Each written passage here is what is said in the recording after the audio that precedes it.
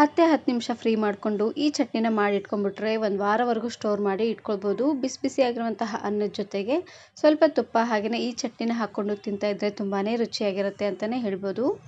ಹಾಗಾದರೆ ಬನ್ನಿ ತಡ ಮಾಡದೆ ರೆಸಿಪಿನ ಶುರು ಮಾಡೋಣ. ವಿಡಿಯೋ ನೋಡೋದಕ್ಕೂ ಮೊದಲು ನೀವಿನ್ನು ನನ್ನ ಚಾನಲನ್ನು ಸಬ್ಸ್ಕ್ರೈಬ್ ಮಾಡದೆ ನೋಡ್ತಾ ಇದ್ದರೆ ಪ್ಲೀಸ್ ಸಬ್ಸ್ಕ್ರೈಬ್ ಮಾಡಿಕೊಂಡು ಪಕ್ಕದಲ್ಲಿ ಬರುವಂತಹ ಬೆಲ್ ಐಕನನ್ನು ಕ್ಲಿಕ್ ಮಾಡಿ.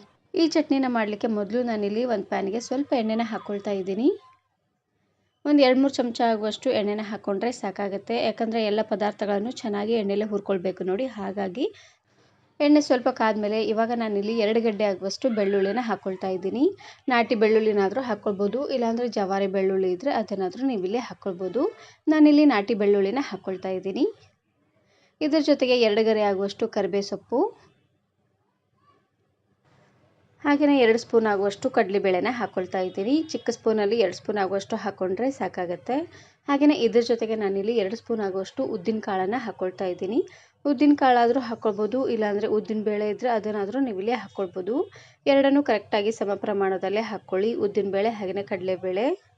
ಇದ್ರ ಜೊತೆಗೆ ಒಂದು ದೊಡ್ಡ ಸೈಜಲ್ಲಿರುವಂತಹ ಈರುಳ್ಳಿನ ಹಾಕ್ಕೊಳ್ತಾ ಇದ್ದೀನಿ.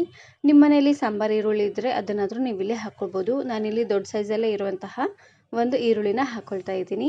ಈರುಳ್ಳಿನ ಈ ರೀತಿಯಾಗಿ ದಪ್ಪದಾಗಿ ಕಟ್ ಮಾಡಿ ಹಾಕ್ಕೊಳ್ತಾ ಇದ್ದೀನಿ. ಇವಾಗ ಎಲ್ಲವನ್ನು ಚೆನ್ನಾಗಿ ಇದನ್ನು ಹುರ್ಕೊಂಡು ತಗೊಳ್ಬೇಕು. ಉರಿನ ಪೂರ್ತಿಯಾಗಿ ಲೋ ಫ್ಲೇಮ್ನಲ್ಲೇ ಇಟ್ಟು ಕಡಲೆಬೇಳೆ ಹಾಗೆಯೇ ಉದ್ದಿನಬೇಳೆ ಎಲ್ಲ ಪದಾರ್ಥನೂ ಚೆನ್ನಾಗಿ ಕೆಂಪಾಗಬೇಕು ನೋಡಿ. ಅಲ್ಲಿವರೆಗೂ ಚೆನ್ನಾಗಿ ಇದನ್ನು ಹುರ್ಕೊಂಡು ತಗೊಳ್ಬೇಕು.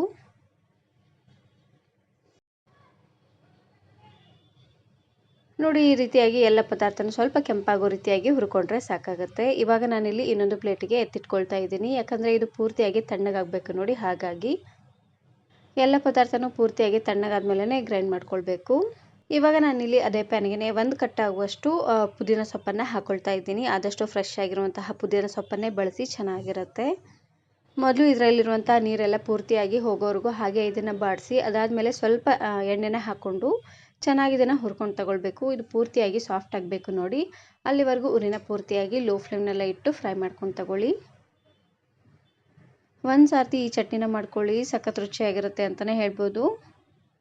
ಅನ್ನ ಜೊತೆಗೆ ದಿನಾನು ಅದೇ ತರಕಾರಿ ಸಾರು, ಬೇಳೆ ಸಾರು ತಿಂದು ಬೇಜಾರಾಗಿದ್ದರೆ ಈ ಚಟ್ನಿನ ಮಾಡಿ ಇಟ್ಕೊಂಡ್ಬಿಡಿ, ಚೆನ್ನಾಗಿರುತ್ತೆ. ಸ್ವಲ್ಪ ತುಪ್ಪನ ಹಾಕ್ಕೊಂಡು ಈ ಚಟ್ನಿ ಹಾಕ್ಕೊಂಡು ತಿಂತಾ ಇದ್ದರೆ ತುಂಬಾ ರುಚಿಯಾಗಿರುತ್ತೆ ಅಂತಲೇ ಹೇಳ್ಬೋದು. ನೋಡಿ, ಈ ರೀತಿಯಾಗಿ ಸೊಪ್ಪು ಎಲ್ಲ ಚೆನ್ನಾಗಿ ಫ್ರೈ ಆದಮೇಲೆ ಇವಾಗ ನಾನಿಲ್ಲಿ ಒಂದು ಪ್ಲೇಟಿಗೆ ಎತ್ತಿಟ್ಕೊಳ್ತಾ ಇದ್ದೀನಿ. ಎಲ್ಲ ಪದಾರ್ಥನೂ ಪೂರ್ತಿಯಾಗಿ ತಣ್ಣಗಾದ್ಮೇಲೆ ಇದನ್ನು ಗ್ರೈಂಡ್ ಮಾಡ್ಕೊಳ್ಬೇಕು. ಇವಾಗ ನೋಡ್ತಾ ಇರ್ಬೋದು ಎಲ್ಲ ಪದಾರ್ಥನೂ ಪೂರ್ತಿಯಾಗಿ ತಣ್ಣಗಾಗಿದೆ. ಸಣ್ಣ ಮಿಕ್ಸಿ ಜಾರಿಗೆ ಹಾಕ್ಕೊಂಡು ಗ್ರೈಂಡ್ ಮಾಡ್ಕೊಳ್ತಾ ಇದ್ದೀನಿ. ಇದಕ್ಕೆ ಸ್ವಲ್ಪನೂ ನೀರನ್ನು ಹಾಕದೆ ಹಾಗೆ ಇದನ್ನು ನುಣ್ಣದಾಗಿ ಗ್ರೈಂಡ್ ಮಾಡ್ಕೊಳ್ಬೇಕು. ನೀರನ್ನು ಹಾಕಿದ್ರೆ ಜಾಸ್ತಿ ದಿನ ಇಡೋಕ್ಕಾಗೋದಿಲ್ಲ, ಬೇಗನೆ ಕೆಟ್ಟೋಗ್ಬಿಡತ್ತೆ. ಹಾಗಾಗಿ ನೀರನ್ನು ಹಾಕದೆ ಇದನ್ನು ಗ್ರೈಂಡ್ ಮಾಡ್ಕೊಳ್ಬೇಕು. ಇದಕ್ಕೆ ನಾನಿಲ್ಲಿ ರುಚಿಗೆ ತಕ್ಕಷ್ಟು ಉಪ್ಪು ಹಾಗೆಯೇ 2.5 ಚಮಚ ಆಗುವಷ್ಟು ಅಚ್ಕಾರದ ಪುಡಿನ ಹಾಕ್ಕೊಳ್ತಾ ಇದ್ದೀನಿ. ನಿಮ್ಮ ಖಾರಕ್ಕೆ ಎಷ್ಟು ಖಾರ ಬೇಕೋ ಅಷ್ಟು ಖಾರನ ನೀವಿಲ್ಲಿ ಹಾಕ್ಕೊಳ್ಬೋದು. ಹಾಗೆಯೇ ಅರ್ಧ ಚಮಚ ಆಗುವಷ್ಟು ಅರಶಿನ ಪುಡಿನ ಹಾಕ್ಕೊಂಡು ಪೂರ್ತಿ ನುಣ್ಣದಾಗೆ ಇದನ್ನು ಗ್ರೈಂಡ್ ಮಾಡ್ಕೊಳ್ತಾ ಇದ್ದೀನಿ. ಇದು ಪೂರ್ತಿ ನುಣ್ಣದಾಗೇನೂ ಆಗೋದಿಲ್ಲ, ಸ್ವಲ್ಪ ತರಿಯಾಗೇ ಇರುತ್ತೆ, ಹಾಗಿದ್ರೂ ನಡೆಯುತ್ತೆ. ಇವಾಗ ನಾನಿಲ್ಲಿ ಅದೇ ಪ್ಯಾನಿಗೆ ಇನ್ನು ಸ್ವಲ್ಪ ಎಣ್ಣೆನ ಹಾಕ್ಕೊಂಡು ಒಗ್ಗರಣೆನ ಹಾಕ್ಕೊಳ್ತಾ ಇದ್ದೀನಿ. ಒಂದು 2 ಚಮಚ ಆಗುವಷ್ಟು ಎಣ್ಣೆನ ಹಾಕ್ಕೊಂಡು ಇದಕ್ಕೆ 1 ಚಮಚ ಆಗುವಷ್ಟು ಜೀರಿಗೆ ಮತ್ತು ಸಾಸಿವೆನ ಹಾಕ್ಕೊಂಡು ಹಾಗೆಯೇ 1 ಗರಿ ಆಗುವಷ್ಟು ಕರಿಬೇವು ಸೊಪ್ಪನ್ನು ಹಾಕ್ಕೊಂಡು ಒಗ್ಗರಣೆನ ಮಾಡ್ಕೊಳ್ತಾ ಇದ್ದೀನಿ. ನೋಡಿ, ಜೀರಿಗೆ ಸಾಸಿವೆ ಎಲ್ಲ ಚೆನ್ನಾಗಿ ರೀತಿಯಾಗಿ ಚಿಟಪಟ ಅಂತ ಸಿಡಿದಾದ್ಮೇಲೆ ಇವಾಗ ತಾನೇ ಗ್ರೈಂಡ್ ಮಾಡಿರುವಂತಹ ಚಟ್ನಿನ ಹಾಕ್ಕೊಳ್ತಾ ಇದ್ದೀನಿ. ನೀವು ಅಚ್ಕಾರದ ಪುಡಿ ಬದಲಾಗಿ ಹಸಿಮೆಣಸಿಕಾಯಿನಾದರೂ ಹಾಕ್ಕೊಳ್ಬೋದು. ಹಸಿಮೆಣಸಿಕಾಯಿನ ಹಾಕೋ ಹಾಗಿದ್ರೆ ನಾವೆಲ್ಲ ಪದಾರ್ಥನೂ ಮೊದಲೇ ಹುರ್ಕೊಂಡಿದ್ವಿ ನೋಡಿ, ಆವಾಗಲೇ ಸ್ವಲ್ಪ ಹಸಿಮೆಣಸಿಕಾಯಿನ ಹಾಕ್ಕೊಂಡು ಚೆನ್ನಾಗಿ ಹುರ್ಕೊಂಡು ಅದಾದಮೇಲೆ ಗ್ರೈಂಡ್ ಮಾಡ್ಕೊಳ್ಳಿ. ನೋಡಿ, ಒಗ್ಗರಣೆಗೆ ಮಾಡಿರುವಂತಹ ಚಟ್ನಿನ ಹಾಕ್ಕೊಂಡು ಸ್ವಲ್ಪ ಹೊತ್ತು ಈ ರೀತಿಯಾಗಿ ಬಾಡಿಸ್ಕೊಂಡು ಆಮೇಲೆ ಇನ್ನೊಂದು ಅಗಲವಾಗಿರುವಂತಹ ಬೌಲಲ್ಲಿ ಹಾಕಿಟ್ರೆ ಒಂದು ವಾರವರೆಗೂ ಸ್ಟೋರ್ ಮಾಡಿ ಇಟ್ಕೊಳ್ಬೋದು, ಚೆನ್ನಾಗಿರುತ್ತೆ, ಸ್ವಲ್ಪನೂ ಕೆಡೋದಿಲ್ಲ.